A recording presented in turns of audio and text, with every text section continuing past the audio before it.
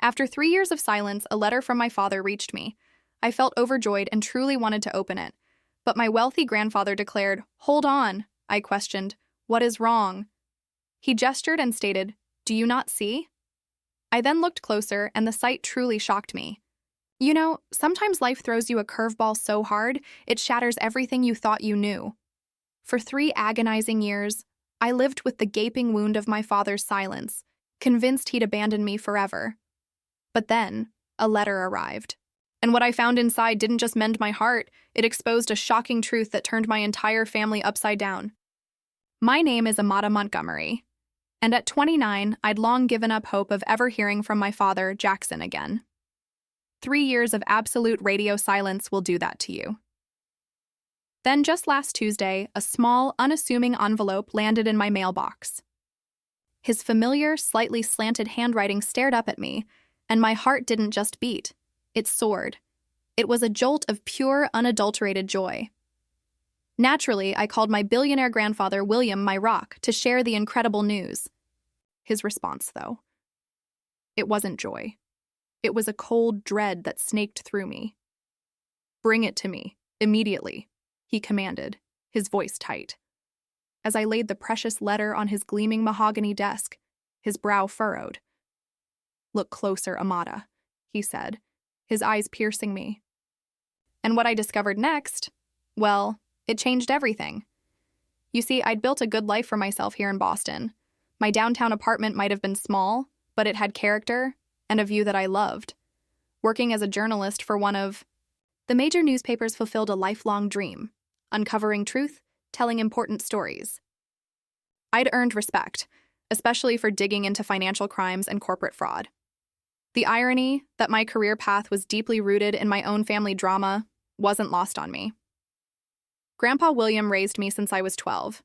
He was a self-made billionaire, his investments spanning everything from real estate to tech. He could have spoiled me rotten, but he deliberately chose not to. "Money is a tool, Aita," he'd often say, "not a substitute for character." He insisted I work summer jobs, apply for scholarships, make my own way. He was a constant. My father, Jackson, anything but. Dad struggled with alcohol for as long as I could remember. It's why my parents divorced when I was 8. Then when I was 12, Mom passed away from cancer, leaving me in Grandpa's care. Dad would drift in and out of my life during those years, sometimes vanishing for months, only to reappear with grand promises and ambitious doomed plans. The relationship between my father and grandfather was always a tightrope walk. Dad resented Grandpa's success, claiming it cast a shadow he could never escape. His business ventures, every single one, ended in failure, usually because he'd abandoned them midway for some guaranteed opportunity. Grandpa would offer advice, Dad would ignore it, and then, inevitably, ask for money when things fell apart. "I built everything from nothing," Grandpa would say, his voice laced with frustration. "Jackson simply refuses to put in the work." The final blow, the one that broke us, came 3 years ago on my 26th birthday. Dad arrived late, already a little drunk, and immediately picked a fight with Grandpa. "You think your money makes you God?" he shouted across the table in the private dining room, his voice echoing. "You use it to control everyone around you, especially my daughter." Grandpa's voice was measured but ice cold. "I've done nothing but try to help you, Jackson. And I've been there for Aita when you couldn't be bothered." "I'm her father!" Dad slammed his fist on the table, making the silverware jump. "But you've turned her against me with your mansions and connections and opportunities. How am I supposed to compete with that?" I tried to intervene, my voice trembling. "It's my birthday. Can we please just have one peaceful family dinner?" But Dad was beyond reason. He threw down his napkin, stood up, his chair scraping against the floor. "I'm done," he declared. "Done with your judgment. Done with your condescension. Done with this whole toxic situation." He turned to me, tears in his eyes, a sight that still haunts me. "Aita, when you're ready to have a relationship with me that doesn't involve him controlling everything, you know how to reach me." And then he just walked out. I ran after him into the parking lot, calling his name, begging him to stop. But he got into his car without a glance back and drove away. That was the last time I saw my father. The next day, his number was disconnected. I drove to his small apartment across town. It was empty. I sent emails, messages through mutual friends, even hired a service to find his new address and sent physical letters there. Nothing. Just an echoing, gut-wrenching silence. That first year was the hardest. I cycled through grief, anger, confusion. Had he really cut me off completely because of my relationship with my grandfather? How could he just disappear, without even giving me a choice? I buried myself in work, earning my first major promotion by breaking a huge story about investment fraud.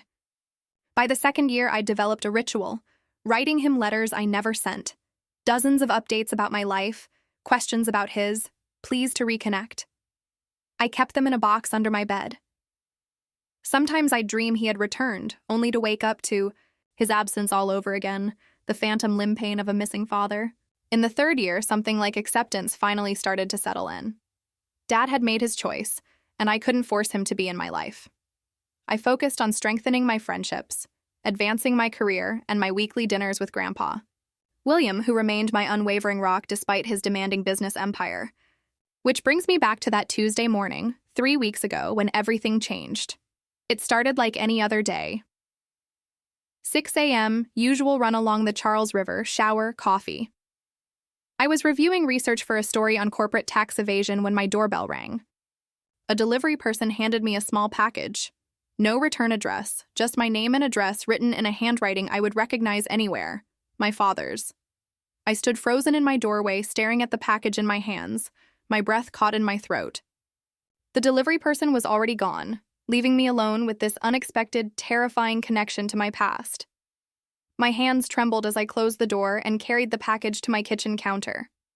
The brown paper wrapping was slightly wrinkled, as if it had been carried around, held onto, before finally being sent.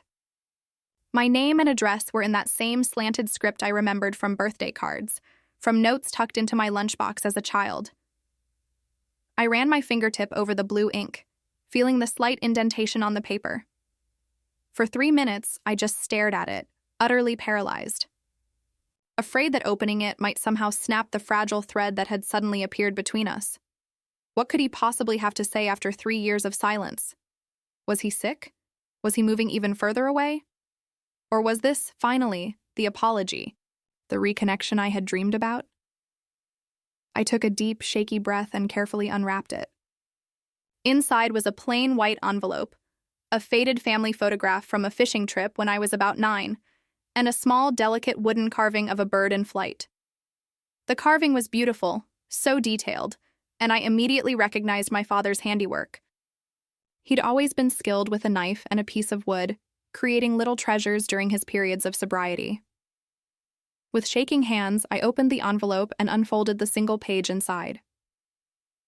Dear Amata, I know it's been too long. Not a day has passed that I haven't thought of you. I've been working on myself and have made some important connections.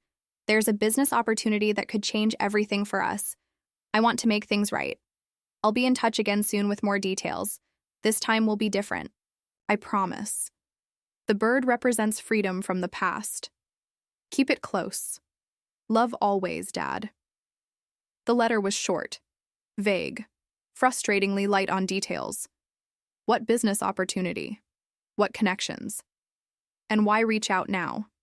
After 3 years of ignoring every single attempt I'd made to contact him? Yet, despite my burning questions and the flutter of anger in my chest, a surge of hope, pure and dizzying, washed over me. He had thought about me every day. He wanted to make things right. I picked up the wooden carving, admiring how he'd captured the sense of movement in the bird's wings. It felt significant somehow, like it contained a message beyond his written words. The photograph showed the 3 of us, me, Dad, and Grandpa William, standing on the edge of a lake, holding up fish we'd caught. I was grinning wildly, sandwiched between the 2 men who had each shaped my life in such profound ways.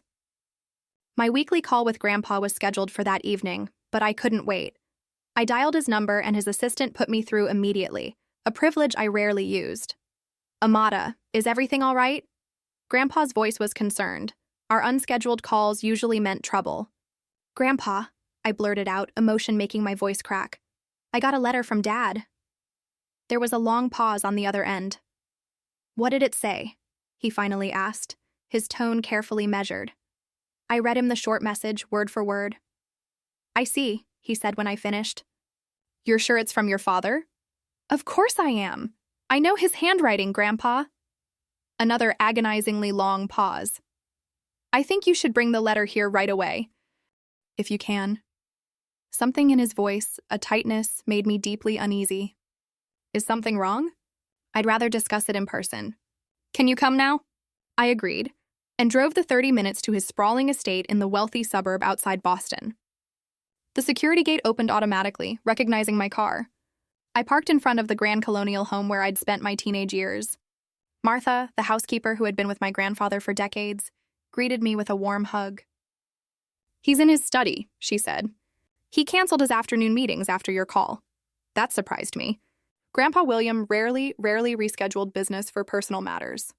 I found him standing by the window, looking out at the manicured gardens. At 72, he still stood tall and imposing, his silver hair perfectly trimmed, his casual attire still managing to look sophisticated. He turned as I entered, and I saw concern etched deep in the lines around his eyes. "Let me see it," he said without preamble. I handed him the letter, the photo, and the wooden carving. He examined each item carefully, his expression growing more troubled by the second. "What is it?" I asked, anxiety coiling in my chest. "You're scaring me, Grandpa." He picked up the letter again and handed it back to me. "Look closer at the handwriting, Amata. Really look." I studied the familiar slant of the letters, the way the loops and the L's and E's curved. And then, with Grandpa's subtle prompting, I began to notice tiny, almost imperceptible differences I had completely missed in my emotional state. The pressure on certain downstrokes was heavier than Dad's usual touch. The spacing between words was slightly wider, and the signature, while similar, lacked the distinctive hook on the final N of Jackson. "I don't understand," I whispered, a cold, icy feeling spreading through my stomach. "I received a letter last week," Grandpa said quietly. "Allegedly from your father, asking for money for a business venture." "You did? Why didn't you tell me?" "Because I wasn't sure it was genuine, and I didn't want to upset you unnecessarily." He opened a drawer in his desk and pulled out another envelope. "Compare them." The second letter was similar in tone but more specific about the alleged business opportunity, a real estate development that needed initial investment.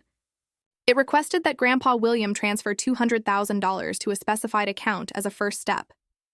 Looking at the two letters side by side, the discrepancies in handwriting became even more obvious. They were good imitations, very good, but definitely not my father's authentic hand. "Someone is pretending to be Dad," I whispered, feeling utterly sick. "But who would do that, and why?" "That's what we need to find out," Grandpa said grimly. "Someone is clearly trying to use your father's identity to scam money from us. The question is, where is your real father? And does he know about this?" My mind raced with horrible possibilities. Was this just a cruel prank, or was something far more sinister going on? And if these letters weren't really from my father, then where was he? Was he safe? The 3 years of silence suddenly took on a much darker, terrifying meaning. "I thought he was just angry and stubborn," I said, my voice breaking. "What if something happened to him?" Grandpa put his hand on my shoulder, a rare, comforting gesture. "Let's not jump to conclusions. First, we need to verify your father's whereabouts and whether he knows about these letters." I nodded, trying desperately to gather my thoughts. "How do we do that?" "I know someone who can help us," Grandpa replied. "A private investigator I've used for business matters. Very discreet, very thorough. I'll call him right now." As Grandpa made the call, I sat down heavily in one of his leather chairs, staring at the fake letter and the wooden bird carving. If this wasn't from my father, who carved the bird? Was it purchased somewhere? And the photograph, that was definitely genuine, a copy of one that had once hung in my father's apartment. Whoever was behind this knew intimate details about our family. They had access to personal items, or at least images of them. This wasn't a random scam. This was targeted, personal, and suddenly very frightening. Thomas Keller, the private investigator, arrived at the estate within an hour. He wasn't what I expected. Instead of the hard-boiled detective from novels, he was a soft-spoken man in his 50s with kind eyes behind rimless glasses and a methodical way of speaking. He listened carefully as we explained the situation, taking detailed notes and examining both letters without touching them. First thing we need to do is verify Mr. Jackson Montgomery's current whereabouts, he said, looking up from his notebook. When was the last time you had confirmation of his location? I explained about his disappearance 3 years ago and my failed attempts to contact him. I did manage to find an address for him about 2 years ago, I added, in Durango, Colorado. I sent letters there but never got any response. Keller nodded. That gives us a starting point. I'll need a recent photograph and any information you have about his habits, friends, employment history, anything that might help track his movements. Grandpa handed him a file he had apparently prepared in advance.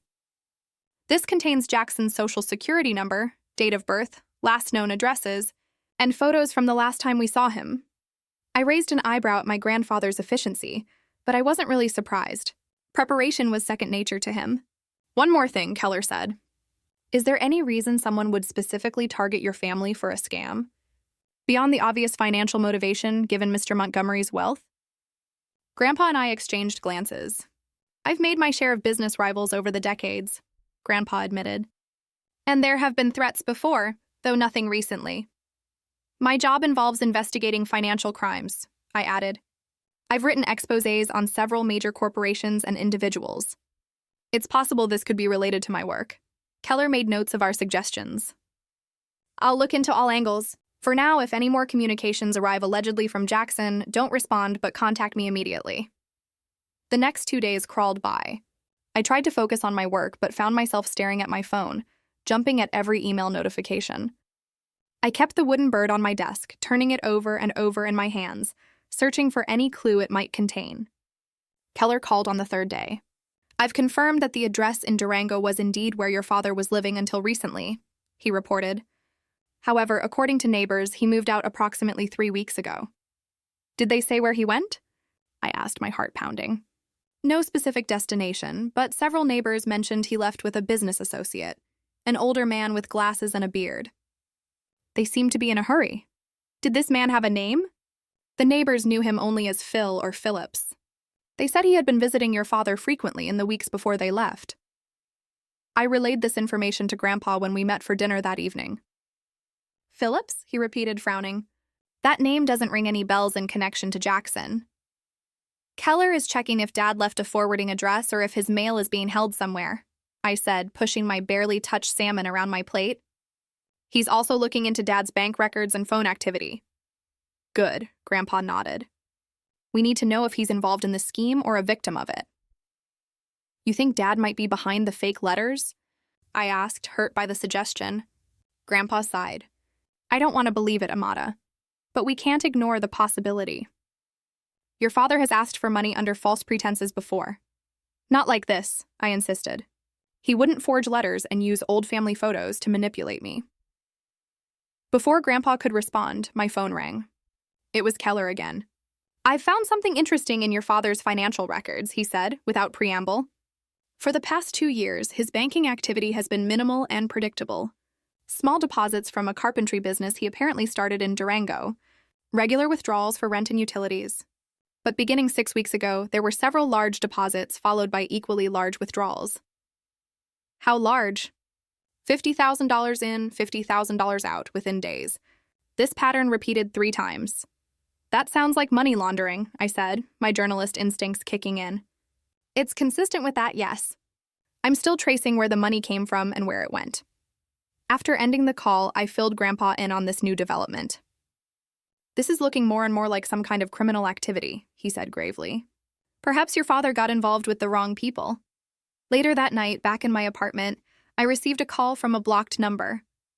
When I answered, I heard breathing, but no one spoke. Hello, I said repeatedly. Who is this, Dad? Is that you? After about 30 seconds, the caller hung up. I immediately called Keller and reported the incident.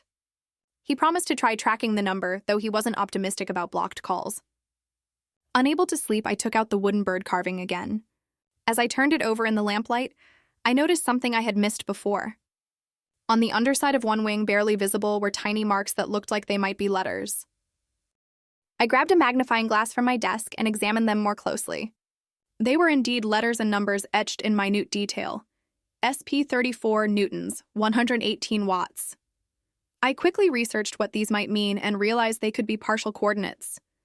The next morning, I showed my discovery to both Grandpa and Keller. Good catch, Keller said, examining the carving. These could be pointing to a specific location. I'll check what's at or near these coordinates.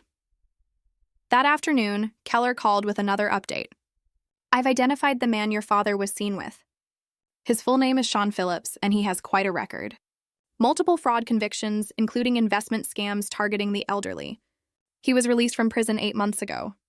My heart sank. This didn't sound good for my father. Is he known for violent crimes? I asked, dreading the answer. Not directly, but he is associated with people who are. The concerning part is that one of his known tactics is to find vulnerable people with connections to wealth, befriend them, and use them to reach their wealthy contacts. You think he's using my father to get to my grandfather?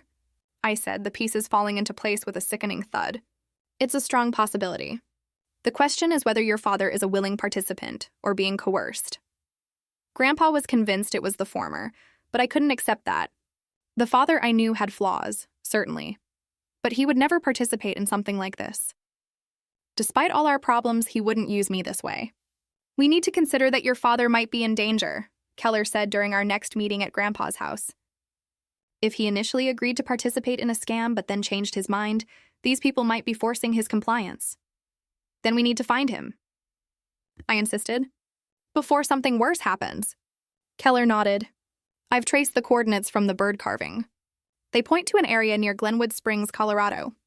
There's not much there except an old mining site and some vacation cabins. Could he be held there? I asked, my voice barely a whisper. Possibly. I'm working with a contact in Colorado to check it out discreetly. We don't want to alert anyone if your father is indeed being held against his will. As we were discussing next steps, Grandpa's security system alerted us to a delivery at the gate. Another package had arrived, addressed to Grandpa this time. Inside was another letter, supposedly from my father, now explicitly asking for $2 million for a guaranteed investment opportunity that would make up for all the lost time and rebuild our family. It instructed Grandpa to wire the money to an offshore account within 3 days. This is getting serious, Grandpa said, his face grim. I think we need to involve the police. Keller raised a cautionary hand. Let me trace where this package came from first. If your son is being held somewhere, a police investigation might spook his captors. Using his contacts, Keller discovered the package had been sent from a shipping store in downtown Boston. Security footage from the store showed a young man in a baseball cap dropping off the package. He didn't match Sean Phillips's description. A hired courier, most likely, Keller surmised. But this tells us something important. Whoever is behind this is operating at least partly from Boston, not just Colorado. Later that day, Keller called with an unexpected breakthrough. I found your father's laptop, he announced. It was in a storage unit attached to his former apartment in Durango. The manager held it when your father left without giving proper notice. What's on it? I asked eagerly. It's password protected, but my tech specialist is working on it. If we can access it, it might tell us what your father was involved in before he disappeared. The next morning, Keller arrived at my apartment with the laptop and his tech specialist, a young woman named Riley who worked miracles with the computer.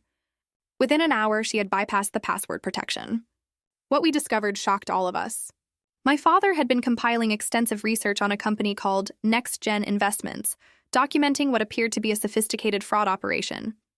There were screenshots of transactions, recorded phone conversations, and a detailed timeline of activities. This looks like he was building a case, I said, scrolling through the files, my journalist's brain firing on all cylinders. Like an investigation. Next Gen Investments, Grandpa muttered, his eyes narrowing. That's one of Arthur Blackwood's companies. Arthur Blackwood? Keller asked.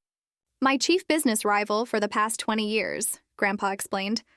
We've had numerous legal battles over property developments and technology patents. Further searching revealed emails between my father and an FBI agent named Diana Foster. In these exchanges, my father agreed to act as a confidential informant in an investigation into Next Gen Investments and Arthur Blackwood. The last email, dated just before my father disappeared from Durango, was particularly concerning. Jackson, your information has been invaluable, but we have reason to believe your cover may be compromised. Discontinue all contact with target subjects immediately. Meet at designated location B tomorrow at 0900 for extraction. Foster. Oh my God, I whispered, my hand flying to my mouth. Dad was working undercover for the FBI, and it looks like his cover was blown. This changes everything, Keller added grimly.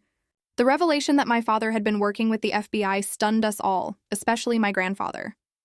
For 3 years, we had believed Dad had abandoned us out of anger and resentment, when, in reality, he may have been protecting us by keeping his distance. We need to contact this FBI agent immediately, I insisted, pointing to Diana Foster's email address on the screen. Keller nodded. I'll reach out through proper channels. If your father was indeed a confidential informant, they'll want to know about these fraudulent letters and the potential threat to him. While Keller worked his connections to reach Agent Foster, I dove deeper into my father's laptop. The more I discovered, the more amazed I became at the extent of his investigation. He had meticulously documented financial transactions, suggesting that NextGen Investments was running a Ponzi scheme that had defrauded investors of millions. And there was more evidence linking Arthur Blackwood to offshore accounts, tax evasion, and even bribery of government officials. Dad was thorough, I murmured, partly to myself. These are the kind of receipts journalists dream of finding.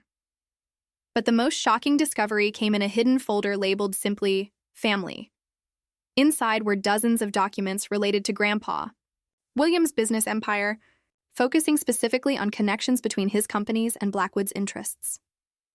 There were transaction records, meeting minutes, and copies of contracts going back 15 years. My heart raced as I opened a voice memo dated just before Dad's disappearance. His voice filled the room, sounding tired but determined. Diana, I've confirmed the connection. The shell company that received the kickbacks from NextGen's municipal contracts traces back to William Montgomery Enterprises through 3 layers of subsidiaries. I don't believe William is directly involved. This has Blackwood's fingerprints all over it. He's been setting my father-in-law up for years, making it look like William is complicit in the fraud. I need to warn him, but I can't risk contact until we have everything secured. The evidence is in the encrypted files I sent yesterday. The password is Amada's birthday, month, day, year, no spaces. I sat back, utterly stunned. Dad hadn't just been investigating Blackwood. He'd discovered that Blackwood was trying to implicate my grandfather in his illegal activities. He'd been working to protect our family all along. I turned to face Grandpa, who had been listening to the recording over my shoulder. His face had gone pale. William, I said quietly, using his first name instead of Grandpa for perhaps the first time in my life. Did you know about any of this? He sank heavily into a chair. I knew Blackwood was ruthless, but this... No, I had no idea he was trying to set me up. He looked up at me, his eyes troubled. Jackson was trying to protect me, and I spent 3 years thinking the worst of him. Before we could process this further, Keller returned with news. I've made contact with Agent Foster. She's on her way here now, along with her team. They've been looking for Jackson for weeks. Agent Foster arrived within the hour. A no-nonsense woman with sharp eyes and a brisk manner.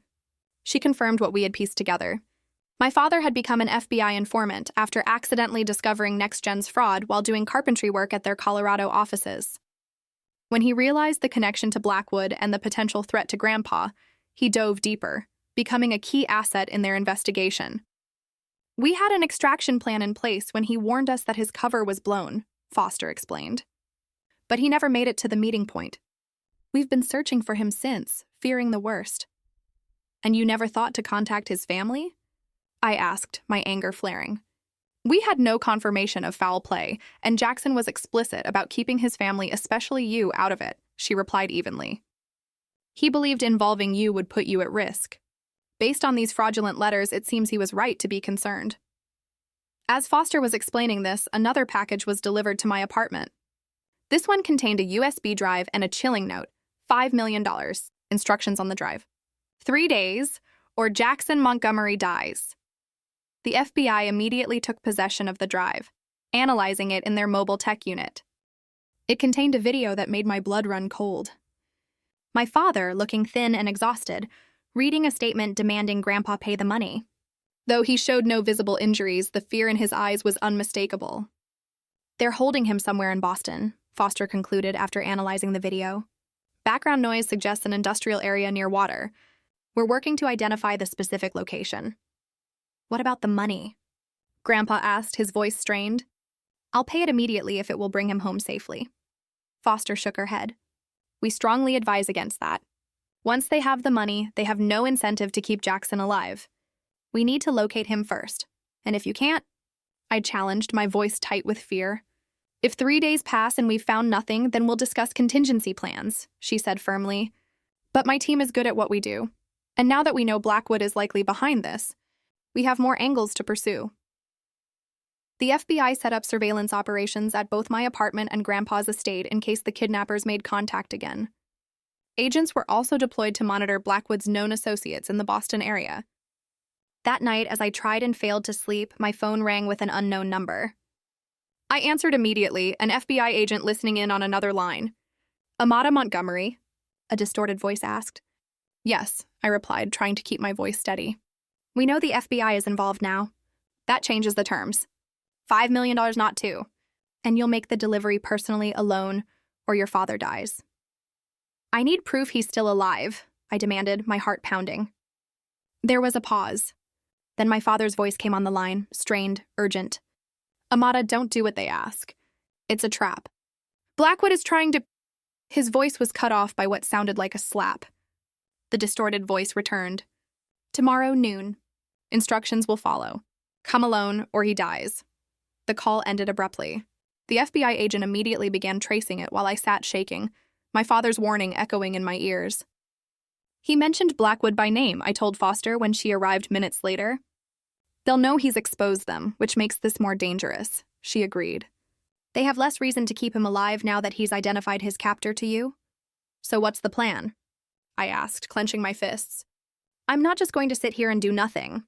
Foster regarded me thoughtfully. "We need to move faster than they expect. I think it's time to bring the fight to Blackwood directly." By dawn, the FBI had obtained warrants to search Blackwood's Boston offices and home. What they found at his waterfront mansion was damning. Financial records confirming everything my father had uncovered, plus evidence linking him to Sean Phillips and the fraudulent letters. But there was no sign of my father. As noon approached, I received a text with an address in South Boston and instructions to bring proof of the wire transfer to an offshore account. "It's an abandoned office building near the harbor," Foster said, showing me satellite images.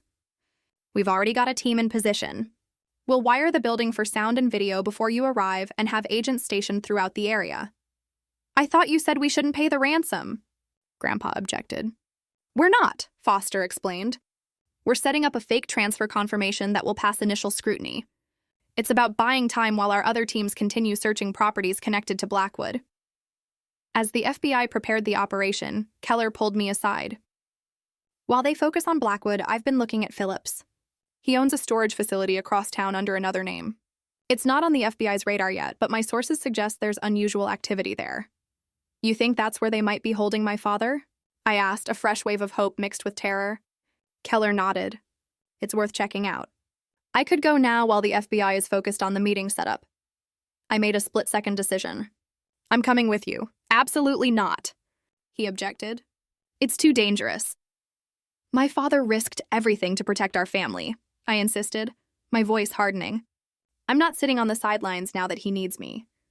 Besides, I'm a journalist. I know how to stay out of sight while gathering information."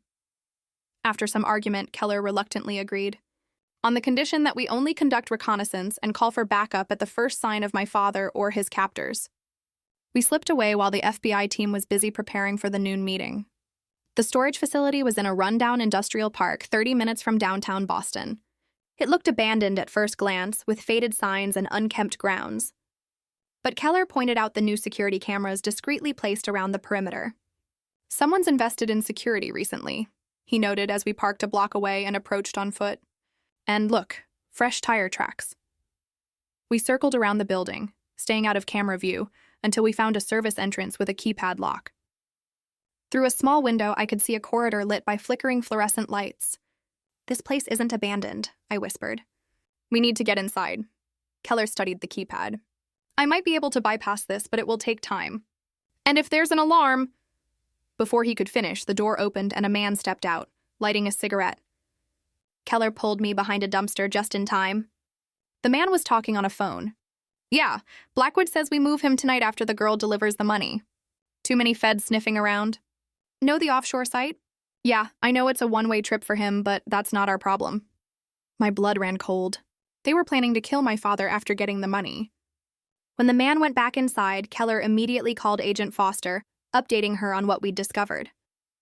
She redirected a tactical team to our location while instructing us to stay hidden and not attempt entry. We watched from our hiding place as FBI vehicles converged silently on the facility 20 minutes later. The operation happened with military precision. Agents breached multiple entrances simultaneously, and within minutes we heard the all-clear signal. Foster herself came to get us. "We found him," she said, her expression a mixture of relief and concern. "He's alive, but he needs medical attention." They brought my father out on a stretcher. He was pale and thin, with bruises on his face and a bandaged arm, but he was conscious. When he saw me, his eyes filled with tears. "Amata," he whispered as I rushed to his side. "I'm so sorry. I never wanted you involved in this." "It's okay, Dad," I choked out, holding his hand. "We know everything. You were protecting us." As the paramedics loaded him into an ambulance, he gripped my hand tightly. "William?" he asked urgently. "Is he safe?" "He's fine," I assured him. "He's with the FBI right now. We've been looking for you together." Relief washed over his face. Tell him Blackwood was setting him up for years. The evidence is all in my files. He needs to know it wasn't my imagination or jealousy. It was real. He already knows, Dad. We found your research. You did it. You protected the family." As the ambulance doors closed, Agent Foster approached me. "We've arrested 4 men here, including Sean Phillips. And Arthur Blackwood was taken into custody at his office 20 minutes ago. Your father's ordeal is over, and thanks to his work, we've uncovered one of the largest financial fraud schemes in the state's history." I felt a complex mixture of emotions: relief that Dad was safe, immense pride in what he had accomplished, and lingering anger over the 3 years of silence and pain. But mostly, I felt a profound sense that a new chapter was beginning for our family, one that would require immense healing and rebuilding, but held the promise of truth and reconciliation. The next 72 hours passed in a blur of hospital rooms, FBI debriefings, and news reports about Arthur Blackwood's arrest. Dad was being treated for malnutrition, dehydration, and a broken arm that had been poorly set during his captivity. The doctors assured us he would recover physically, but the emotional trauma would take longer to heal. I divided my time between the hospital and helping Agent Foster navigate the mountain of evidence my father had collected. As a journalist, I had a good eye for organizing information and identifying the most significant threads in a complex story. "Your father was meticulous," Foster commented as we reviewed files together in a conference room at FBI headquarters. "He documented everything and created fail-safes to ensure the evidence would surface even if something happened to him." "That sounds like Dad," I said with a sad smile. "When he commits to something, he gives it everything." Foster gave me a thoughtful look. "You know, we offered him witness protection at the beginning of the investigation. He refused. Said he needed to stay connected to the real world to be effective and to keep an eye on us from a distance." I realized with a pang that even when we thought he had abandoned us, he was watching over us. While Dad recovered in the hospital, Grandpa and I had several intense conversations about what would happen next. The FBI had advised us that though Blackwood and his immediate accomplices were in custody, there might be associates still at large who could pose a threat.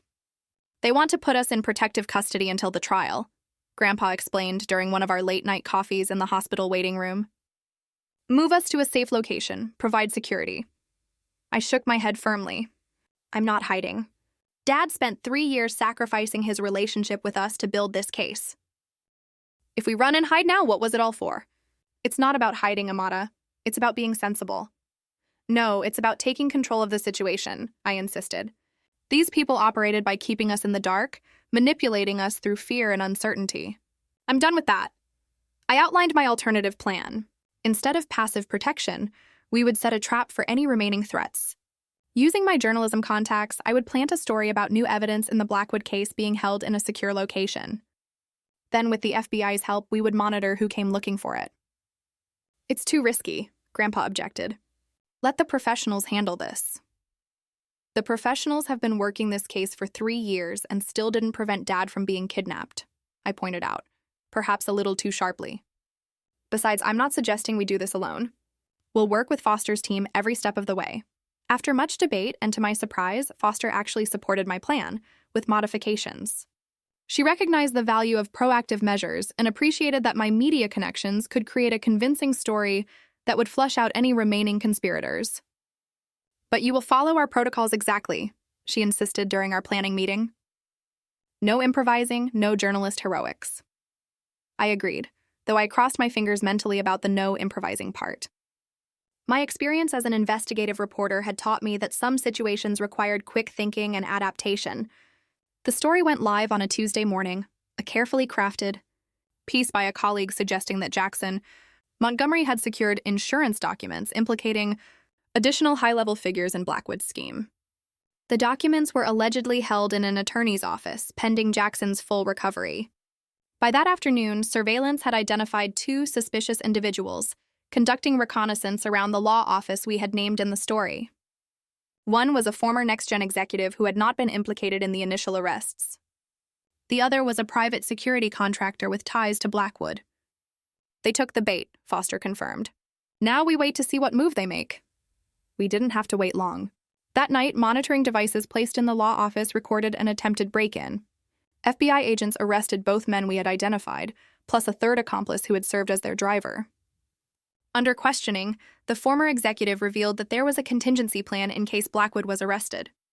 A second operation, run by Blackwood's silent partner, was prepared to eliminate witnesses and destroy evidence, with my father at the top of the target list, followed by Grandpa and me. "Who is this partner?" Foster demanded during the interrogation, which I watched via closed-circuit television. The man shook his head. "I don't know. Blackwood only ever referred to him as the investor. All I know is he has significant political connections and a lot to lose if the full extent of the scheme becomes public." This revelation added terrifying urgency to our situation. If a powerful, unknown figure was orchestrating cleanup operations, none of us was safe yet. Dad was released from the hospital the next day. Still weak, but insistent on being part of the solution. He moved into Grandpa's estate, where security had been significantly enhanced. Seeing the 2 of them together in the same room, awkwardly attempting to rebuild their relationship while both worried about our safety, would have been almost comical under different circumstances. "We need to draw out this investor," Dad said during a strategy session in Grandpa's study. "He's the key to ending this for good." "How do you propose we do that?" Grandpa asked. Though still reserved with Dad, he had developed a new respect for his son's strategic thinking during this crisis. Dad turned to me. "We use Amata's original plan, but bigger. Instead of hinting at evidence, we announced that I'm holding a press conference in 3 days to reveal everything, including the identity of Blackwood's silent partner." Foster, who had joined us for the meeting, looked skeptical. "That puts an enormous target on your back, Jackson." "I've had one there for 3 years, Dad replied grimly. "At least this time, I'll be facing it with my family and the FBI, not alone in some cabin in Colorado." After hours of debate, we refined the plan into something both aggressive and defensible. In the meantime, I would use my media contacts to generate maximum publicity, hopefully pressuring the investor into making a move before the announcement. Grandpa, despite his initial reservations, proved invaluable in setting up the operation. His business connections and resources allowed us to create a convincing security perimeter, while actually establishing multiple layers of surveillance. "If someone wants to get to Jackson before the press conference," he explained, pointing to a map of the estate, "they'll have to go through these checkpoints. Each one gives us another opportunity to identify them." For 2 days, we maintained the charade, with Dad giving brief statements to selected reporters about his intention to name names and expose the full network. I wrote an accompanying piece for my newspaper, carefully worded to imply that Dad had documented connections between Blackwood's operation and several prominent political figures. On the eve of the planned press conference, our operation paid off. Security cameras captured a black SUV approaching the service entrance of the estate. When guards attempted to stop it, the vehicle accelerated, crashing through the gate. 4 armed men emerged, heading toward the main house.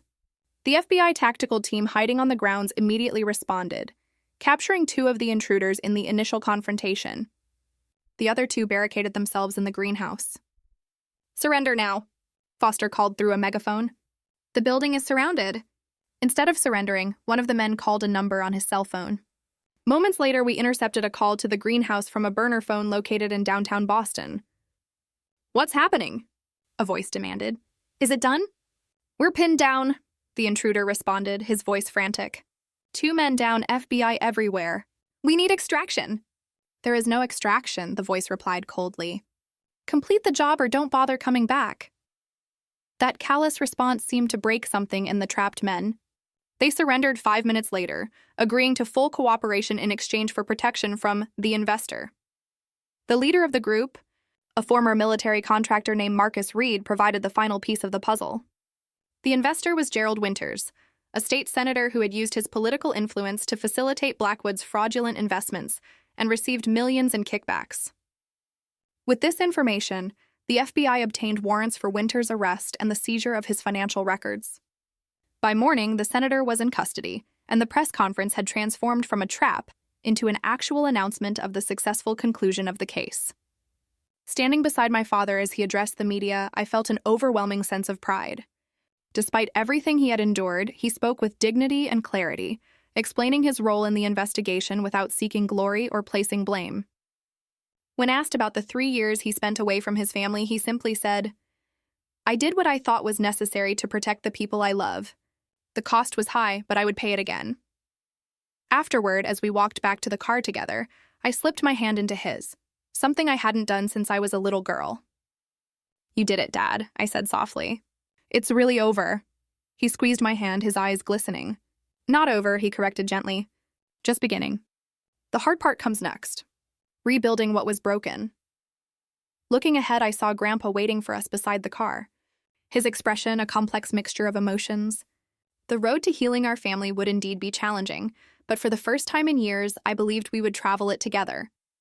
The days following the arrest of Senator Winters and the dismantling of the entire fraud network should have been purely celebratory. The FBI praised Dad's courage and persistence. The media hailed him as a citizen hero.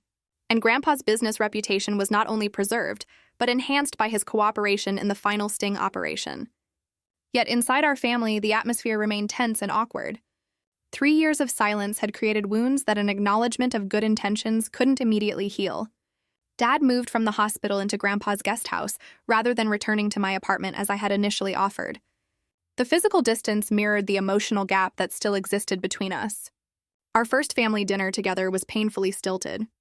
We sat around Grandpa's formal dining table, 3 people connected by blood and shared trauma, but struggling to find common conversational ground. "The doctors say I should regain full use of my arm in a few months," Dad offered, breaking one of many uncomfortable silences. Grandpa nodded stiffly. "I've arranged for the best physical therapist in Boston to work with you." "Thank you, William." "That's very generous." More silence, broken only by the sound of silverware against plates. "How much do you remember?" I finally asked, my voice soft. "From your time in captivity?" Dad's fork paused midway to his mouth. "Most of it." They wanted information about what evidence I had gathered and who I had shared it with. When I wouldn't tell them, they tried... He trailed off, then continued more firmly. "They tried various methods of persuasion." I reached across the table and touched his hand. "I'm sorry you went through that alone." "I wasn't alone." "Not really," he replied, meeting my eyes. "Thinking of you, and even your stubborn grandfather here, kept me going. I knew if I could just hold out long enough, the evidence would eventually come to light one way or another." "You could have trusted us with the truth from the beginning," Grandpa said, his voice carrying a hint of the old resentment. "Instead of disappearing and letting us believe you had abandoned the family." Dad set down his fork. "Could I have? Blackwood had infiltrated your company, William. He had people watching Amata. If I had stayed in contact, it would have led them straight to the evidence and put you both at risk." "So you made that decision for all of us?" Grandpa countered, his jaw tight. "Without discussion, without consent." "Yes, I did," Dad acknowledged. "And I would do it again to protect you both. I'm not asking for gratitude, but I had hoped for some understanding." The tension in the room became unbearable. I suggested we take dessert in the living room, hoping a change of setting might ease the strain, but it made little difference. By 9 o'clock, Dad excused himself, saying the doctors had advised him to rest frequently during his recovery. As he left, Grandpa and I exchanged glances. "That went well," I said sarcastically. "It will take time, Amata. 3 years of believing one thing, only to discover the complete opposite was true. It's a significant adjustment for all of us." "I agree. But we need to try harder. Dad nearly died protecting this family." Grandpa nodded reluctantly. I've arranged for Dr. Melissa Jang to meet with us tomorrow. She specializes in family trauma and reconciliation. Family therapy? I raised an eyebrow. That doesn't sound like you. Yes. Well, he cleared his throat uncomfortably. Recent events have suggested that my usual approaches to family dynamics might benefit from professional guidance. I hid a smile at this grudging admission. For Grandpa William Montgomery to acknowledge he needed help with anything was unprecedented. Dr. Jang turned out to be exactly what our family needed, a calm, insightful woman in her 50s. She created a safe space where difficult truths could be spoken without judgment. In our first session, she asked each of us to express what we had felt during the 3 years of separation. I went first, describing my journey from confusion to hurt to anger to resignation.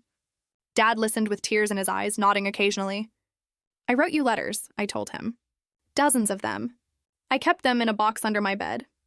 I wrote to you, too, he admitted quietly. Letters I could never send. They're in a notebook in Colorado. I asked Agent Foster to retrieve it for me. When it was Dad's turn to share, he spoke of the crushing isolation of his undercover life. The hardest part was the holidays, he said, his voice thick with emotion. Knowing you were together, probably thinking the worst of me. I nearly broke cover so many times just to let you know I hadn't abandoned you by choice. Grandpa went last, and his sharing surprised me the most. Beneath his stoic exterior, he had been deeply hurt by what he perceived as his son's rejection. I blamed myself, he confessed. I thought I had pushed you away with my controlling tendencies, my inability to show proper appreciation for who you are, rather than who I wanted you to be. Dad looked stunned. I had no idea you felt that way. I always thought you were disappointed in me. I was frequently frustrated, Grandpa clarified, but never disappointed in who you are, Jackson. Only in the choices you sometimes made, like disappearing for 3 years. No, Grandpa surprised us by saying, that choice, now that I understand, it was perhaps the most selfless thing you've ever done. I'm still angry about how it was executed, but I cannot fault your motivation. That first session broke the ice, but the real work of reconciliation happened in the weeks that followed. Dad gradually revealed more details about his investigation, how he had accidentally discovered discrepancies in NextGen's accounts while installing cabinets in their office, how he had initially tried to report it through proper channels, but found himself blocked at every turn, and finally how he had connected it all to Blackwood's vendetta against Grandpa. He was obsessed with destroying you, Dad explained during one of our now regular family dinners. It wasn't just business rivalry. He blamed you for his brother's suicide 20 years ago. Robert Blackwood? Grandpa frowned. He was my partner in my first real estate venture. He embezzled funds and got caught. I had nothing to do with what happened afterward. In Arthur's mind, you drove his brother to it by exposing the embezzlement, Dad explained. The entire fraud scheme was partly about money, but mostly about revenge. He wanted to destroy your reputation and see you prosecuted, not just bankrupted. As Dad's physical strength returned, Grandpa surprised us both by offering him a position overseeing the Montgomery Family Foundation, the charitable arm of his business empire. You've proven you have integrity and investigative skills, Grandpa said gruffly. The foundation needs someone who can ensure donations go where they're supposed to and have real impact. Dad was hesitant at first. Working together hasn't exactly gone well for us in the past, William. True, Grandpa acknowledged. But perhaps we've both learned something from recent events. I know I have. Dad promised to consider it, which itself represented enormous progress in their relationship. Not every day brought healing. We still had arguments and misunderstandings. During our first attempt at celebrating Thanksgiving together, Dad and Grandpa fell into an old pattern of sniping at each other over dinner, culminating in Dad storming out before dessert was served. I found him sitting on a bench in Grandpa's garden, staring up at the stars. Some things never change, I said, sitting beside him. Some things shouldn't, he replied. Your grandfather is still the most stubborn man I've ever met. Wonder where I get it from. I nudged his shoulder gently. You're not exactly flexible yourself. Dad laughed softly. Fair point. We sat in comfortable silence for a few minutes before I gathered courage to ask the question that had been bothering me. Dad, why didn't you find some way to let me know you were okay? Even just a signal that you hadn't really abandoned us? He was quiet for so long I thought he might not answer. Finally, he said, that was my greatest mistake. I convinced myself that any contact was too risky. that the people watching me would use it to get to you. But looking back, I think part of me was afraid. Afraid of what? That you wouldn't believe me. That you'd choose your grandfather's interpretation over mine. Or worse, that you'd insist on helping and put yourself in danger. He turned to look at me directly. I underestimated you, Amata. I saw you as my little girl who needed protection, not as the strong, capable woman you've become. I'm sorry for that. His words unlocked something in me, a tight knot of hurt I hadn't fully acknowledged. I began to cry, really cry, for the first time since this whole ordeal began. I missed you so much, I managed between sobs. I thought I hadn't been enough for you to stay. Dad pulled me into a hug, his own tears falling into my hair. You were everything, Amata. You were the reason I had to see this through, no matter the cost. I just didn't realize how high that cost would be for both of us. When we finally returned to the house, Grandpa was waiting in the kitchen, awkwardly putting together plates of pumpkin pie. I thought we might start dessert over, he offered. Perhaps with less discussion of politics this time, Dad smiled tentatively. I'd like that, William. It was a small moment, but it felt like a turning point. Not a magical resolution to all our problems, but a genuine willingness to keep trying despite the difficulties. For our family, that was no small victory. 6 months passed, bringing us to today. The spring sunshine streams through the windows of Grandpa's estate as I sit in the garden, reflecting on how dramatically our lives have changed since that letter arrived on my doorstep last fall. Dad has fully recovered physically, though he still sometimes wakes with nightmares that send him pacing through the guest house until dawn. He accepted Grandpa's offer to run the Montgomery Family Foundation, bringing a new level of transparency and purpose to its operations. Under his leadership, the foundation has launched initiatives supporting whistleblower protections and financial literacy education, causes deeply personal to him. Now, our weekly family dinners have evolved from awkward obligations to genuinely pleasant gatherings. Last night, I actually heard Grandpa laugh at one of Dad's jokes, a sound so unexpected that both Dad and I nearly choked on our wine. My own career has flourished in unexpected ways. With Dad's permission, I wrote a series of articles about the Blackwood fraud case, changing names and certain details to protect the ongoing legal proceedings. The series won a prestigious journalism award and has led to job offers from national publications. Though I've decided to stay in Boston for now. My family is here, finally whole again, and I'm not ready to create another separation. The legal aftermath continues to unfold. Arthur Blackwood and Senator Winters are awaiting trial, along with a dozen associates. The evidence Dad gathered has proven invaluable to the prosecution, though he has mixed feelings about testifying. I don't want to be defined by this case forever, he told me recently. At some point, we all need to move forward. Moving forward has meant establishing new boundaries and communication patterns in our family. Dad and Grandpa still disagree frequently, but they've learned to express their differences without the old pattern of Dad exploding and Grandpa freezing him out. They've found common ground in their shared commitment to protecting our family and, surprisingly, in their business instincts. Despite their different approaches, they both have a keen eye for opportunity and impact. For Dad, making amends has been a daily practice rather than a single grand gesture.